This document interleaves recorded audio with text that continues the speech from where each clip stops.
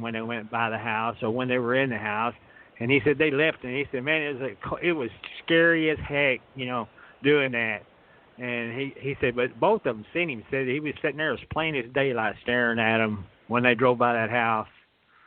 And that's the kind of stories that, and those guys, when my dad came home, he was white as a sheet. You could tell that he had seen something really weird. And they tell that story for a long time, and they never saw him again, So whether he died and made his way back to his house or how, what he did, I don't know. But it was just one of the ghost stories that they talk about around here, and I enjoy sharing it with people that normally wouldn't hear it. That's the kind of stuff that very interesting. That's very interesting. We have stories like that around here. But let me get back to your grandma that died. And so she's contacting you when she's in that in-between state, telling you not to come up and see her. Right. So I had a similar experience. I wonder, because TJ's had loved ones pass in the last couple of years or a few years, but when my mother died, she came and took me actually to the house where I was raised in, and she literally was born in that house. And the whole house was haunted. So she took me by my arm, and she's running me around. Now I'm in my astral body, and she's dead. So I guess that must be the same dimension. And she'd take me around the house, and she's saying, look, there's no more ghosts here. She said, I was the reason why they were coming, and when I died, now the house is clear. And so she was showing me there's all these ghosts here. And she says, but I've held you here long enough now. And so she takes me down the steps, down the hallway to the front door. And she says, you have to go because if I keep you here too long, it's going to be harmful to you. And she literally pushed me through the front door and kind of kicked me. And I came all the way back here to Maui. And I popped back in my body. My astral body joined my physical body. And I pulled it upright and went, wow. It was like really trippy. So anyway, I would just add to that. TJ, do you have any stories about, you've had Tom come to you, right? And your sister, your sister-in-law? I've had a lot of people come to me, but... tell us who came to you when they died. Well, Tom, after he passed, I saw him on his deathbed passing back into a little baby. When he was, he was passing, he knew if he went to the hospital, he was going to pass. And we had him in ICU. Wasn't nothing wrong with him, except he had his leg cut off, had diabetes. But they wanted him to go he had a spot on his lung. So the VA told him to go in and get fixed. So I thought it was sort of spooky. He knew this time if he went in, he wasn't coming back because he was in a wheelchair on wheels and he'd gone down to his sister's to eat. And VA called me, so I took him there, and they had a doctor stick something in his lung. And, of course, for some reason, we didn't know because we don't know. We trust the hospital and the doctors, but somehow Tom knew he was going to die, and he did. But part of him left through the window. I watched it. I watched him look up and smile at somebody. So that made me wonder if we don't all split up, because a lot of the things that we study in cosmology and metaphysics is the fact that your body can split up. And I have past lives and memories of being, we just say a lot of people know their past lives. So, we've been around for billions of years. So I relate to some of those because I have memories, and I put it on YouTube too about some of my lives. But watching him split up that way, later on, he comes to me, and I did a virtual reality with him in St. Louis he came to me. It's like a lucid dream, but you get up and walk out of that. So I strongly suggest that we don't know really what's going on with our spirit selves. And so to make a long story short, because we got it all day, but I just soon produce, but talking's okay too, I guess. I like Janet to involve my people now. I figured out after 8 years, and I can just sit back and listen and produce. But I saw him on a spaceship. I'm not kidding, folks. I'd gone into a dream, so I know I'd laid down and gone to sleep. Then I got up out of a virtual lucid dream, and I'm going to get with some of these neuroscientists and stuff about this because I've asked some people to put me under. But seeing your husband die to go over. But we went to St. Louis. Now, you can say, how does a ghost tell you where you're at? I don't know, folks. But we were in St. Louis, and this big ship came down, and he was on it, and I was on it. And it was like this, it was sort of like a Star Trek convention because it was like a big hotel, motel, how to say, a big convention like the Astro Center or something. But it was huge inside. And they had, I remember sort of a big, wide hall like you would see in an air, like maybe Atlanta, you know, where they have these things you stand on and go along. They're not escalators, they're walkways that move. And people were holding plates around towards the rest. It was like where you eat. But I saw my husband walk to another area, and then there was other people I knew. Now, I don't know how he took me on a spacecraft out of my dream into a lucid dream, into a reality that I swear is as real as me talking to you right now. So I'm really looking at all that. It's really got me interested and curious in the mind, the soul, and the body, but also how conscious works in different dimensions and stuff. It came to me again, but I'll stop right there for now because we're just going to get used to working with Ronnie because I want this to be Ronnie's show, and I'll produce it, market it, promote it, and Janet's good at syndicating and helping put up pretty pictures and market and promote.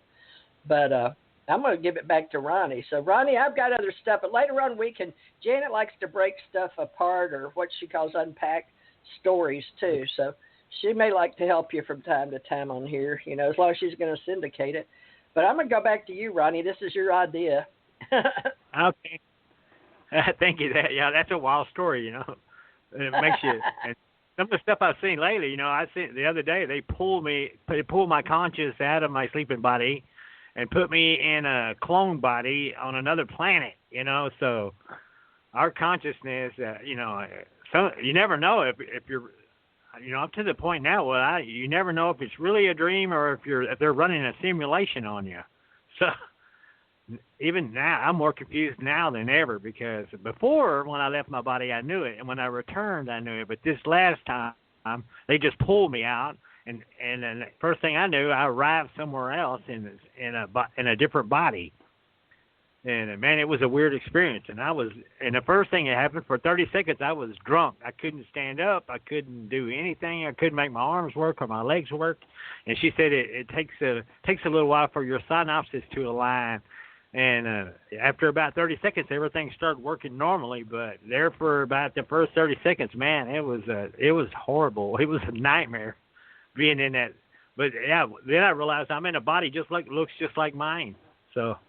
Yeah, man, there's no telling when you're that consciousness, you know, there's so many, they could take us and put us back, and God only knows how many simulations they've ran on us that we thought were dreams. So I completely understand how, you know, the ET and the whole consciousness thing could all be rolled in one big ball of wax, you know. But I have another story when I was a kid. We have this old lake outside of town out here. It's called Hageman Lake, and it's right here in town. It's walking distance for kids. And when I was young, I used to walk down there. And old Miss Hageman, she was like one of the richer families in town. And I mean, she's one of those old type women who looked down her nose at you. She thought we were low lives, and she didn't like me or my sister hanging around her grandkids. You know, she always held the attitude that they were a little better than everybody else, and she didn't like them playing with this riffraff. And I remember Miss Hageman, you know, her grandkids loved me and I loved them, and we were, you know, great friends. But Miss Hageman was determined, you know, not to let me be friends with these kids. You know, she'd always, if she caught them playing with me, she would come down and interrupt us and send them up to their rooms or send them to dinner and send me home, So Miss Hageman she did not like me at all. And one time the kids let me into her. She's got a big staircase in this old house, and it's almost like a ballroom. And when you first walk in the house, there's a big winding staircase going up to the second floor. And I walked in there with muddy shoes, and oh my God, she come completely unglued on them marble floors. Me walking around with them muddy shoes on as a kid, and muddy tennis shoes. Man, she was mad. And I remember she ran me off that day, and she didn't want me coming back around there. But it was years later, and I was a teenager walking around, and me and a friend had went fishing, and he lived the opposite direction. We had finished up our little fishing trip, and he went to his house, and I was walking back into town, back to my grandmother's place, and I had my fishing pole with me, and I walked by the old Hageman place, and I know that there wasn't nobody lived there anymore. And so I thought, well, I want to look in. I went up there and I looked in the window, and the old house was immaculate, but it was old and falling apart. Nobody had lived in it. And I remember I thought, well, I want to go in here and look around, So I figured the door would be locked. So I tried the door, and the door opened up. And I thought, oh my goodness, look, it's open. I looked around. There's no furniture or anything in the place. And I walked in that thing. I didn't get about 3 steps in there, and all of a sudden, coming down that stairwell was old lady Hageman, and man, she said, "I'll dare you come in here again with my shoes." And she was coming down that stairway at me, and man, I ran out that door, and I slammed that door, and I took off running with my fishing pole and tackle box. And I thought, oh my God, she's going to be on the phone with my grandmother. So when I got home, I told my grandmother. I said, went by the old Hageman place and said, I decided I wanted to go in there and look around. I said there was no furniture. I didn't figure anybody lived there because there wasn't any furniture in it. And I said I walked in there and I said, Miss Hageman caught me in there, and I said, boy, she come down the stairway yelling at me, And I said, I was surprised she hadn't called you. And my grandma said, well, she's dead. She died. And I said, what? She goes, yeah, she's been dead for over a year.